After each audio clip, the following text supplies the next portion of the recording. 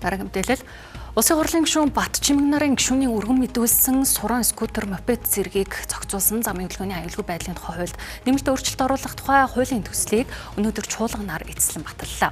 За тус хуульд скутер мопед сурааныг 18 нас хүрсэн Английн жолоодох эрхийн үнэмлэхтэй хүн жолоодож дугуйн зам эсвэл авто замын зорчих хэсгийн баруун игнэгээр зорчно гэж заасан юм.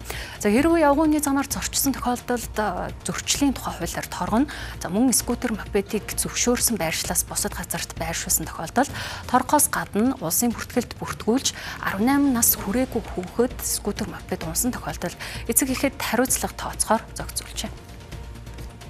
Тэгэхээр одоо энэ хууль маань батлагдсан өдрөөс эхлээл хууль хэрэгжүүлдэг одоо засгийн газар ерөнхий сайд маань мөн нийслэлийн засаг дарга пүрэв дарга энэ одоо хууль хэрэгжүүлэх бүх ажлыг бол хариуцсан.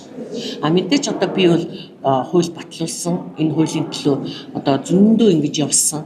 Тэгэхээр одоо би бол хууль санаачлагчийн зүгээс замтай болох энэ төсвийн төлөө төсөв тавиулах тийм ээ. Тэгээд энэ замтай болох энэ ажлыг л дараас нь хөөцөлтөндөө